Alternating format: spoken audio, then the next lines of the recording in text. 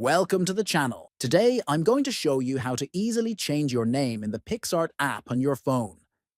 If you've ever wanted to update your profile or use a new display name, this guide will make it simple and quick to do, even if you're new to Picsart. First, open the Picsart app on your phone. Next, look at the top left and click on the pen icon. Next, scroll down the main page until you find the field that displays your current name. This is usually labeled with Name or Profile Name. Then, tap on the field to remove the old name. Type in the new name that you want to use.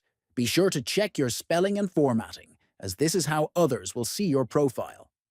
After entering the new name, the app will update your profile automatically, so you don't need to look for a save button.